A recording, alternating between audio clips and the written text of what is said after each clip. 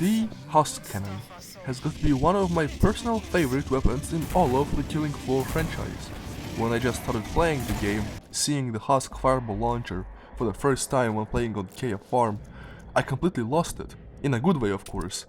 Husks are already my favorite Z in Killing Floor, and getting to use their own arm gun against their stupid faces is one of the coolest things that the game could have allowed me to do.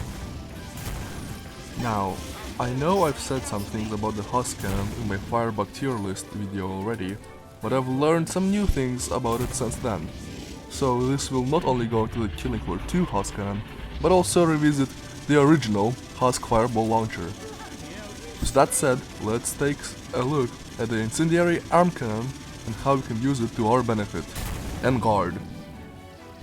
The original Husk fireball launcher was added to Killing Floor 1 in the Twisted Christmas update of 2011 as a new weapon for the Firebug along the other toys. The Husk cannon uses the same, yet a bit cleaned up model as the one seen on the Husk itself, including the same sound and visual effects.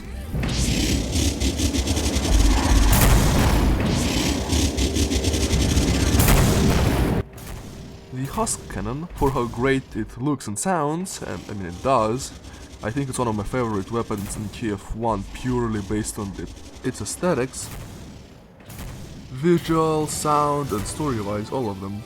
But gameplay-wise, it is underwhelming to say the least. The damage is rather low, the ammo is incredibly scarce, and it eats up that ammo that you already don't have enough of really quickly. And it does so with a slow fire rate to boot. The only time I'm ever really using this weapon is when I'm messing around on solo or with a confident team that knows that I won't be as useful as I should be. This all seems extremely bad, yes, with a horrid 4,000 pound mark on top of that. What a scam! But the Husk fireball launcher is good at two things that Firebug is usually bad at. Those two big things being the two large Zeds present in the first game. Having the ability to stun Scrakes and instantly kill Fleshpounds. That's massive! What's the catch? To do so, you have to hit a headshot. That doesn't really sound so hard, does it? Well, you need to keep in mind the fact that it's a projectile weapon, and hitboxes in Killing Floor 1 are very, very junky. In all my 200 hours in Killing Floor 1, I've only insta-killed like 2 Fleshpounds with the Husk cannon. But you may say that's my skill issue. Still, the Husk fireball launcher is the worst Firebug weapon in the game.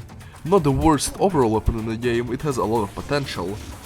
With the idea of being the big Z killer for Firebug. But the execution of that idea is very subpar. If only Firebug had more weapon choices to take care of large amount of small Zeds while also being light enough to be carried with the Husk cannon. The Husk cannon from Killing Floor 2 was added to the game in the Infinite Onslaught update, being one of 2 returning classic Firebug weapons added to Killing Floor 2 alongside Mach 10, my beloved. The Killing Floor 2 variation of this incendiary projectile launcher is very similar to the original, but is infinitely better.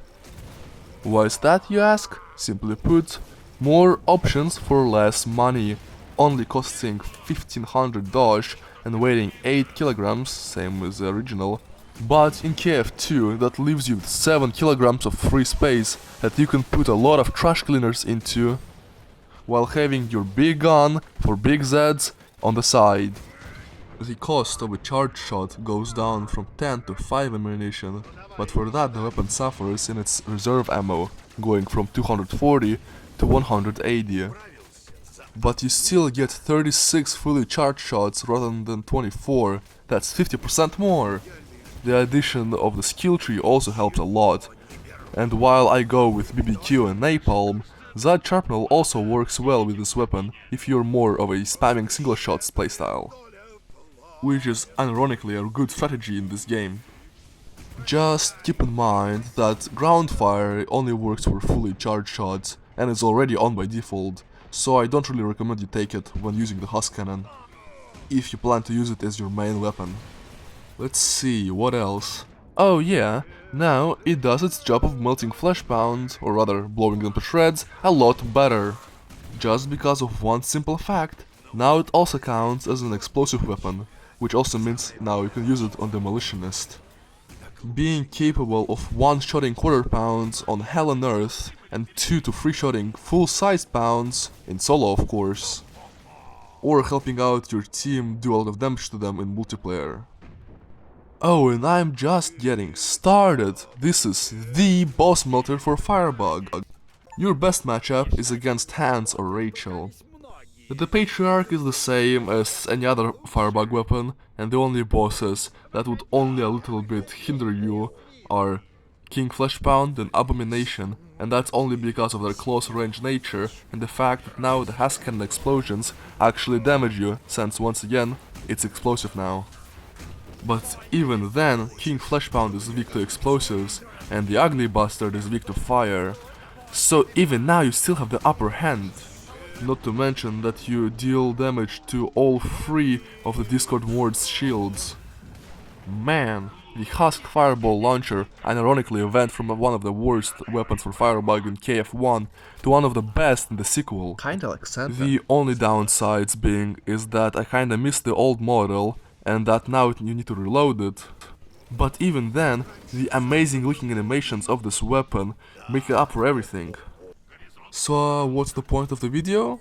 There isn't really much of a point, to be completely honest. I just wanted to ramble about one of my favorite weapons in all of gaming, and as much as I've bashed the Husk Fireball Launcher from the Killing Floor 1, I still love that thing. Like, I use it almost anytime I can, I always get back to it. And seeing the awesome as hell design of the Killing Floor 3 Husk, I just really hope that you get to use Husk's own stupid arm against it once more. Well, I hope that you found this video at least somewhat interesting, and as usual, have a wonderful day, goodbye.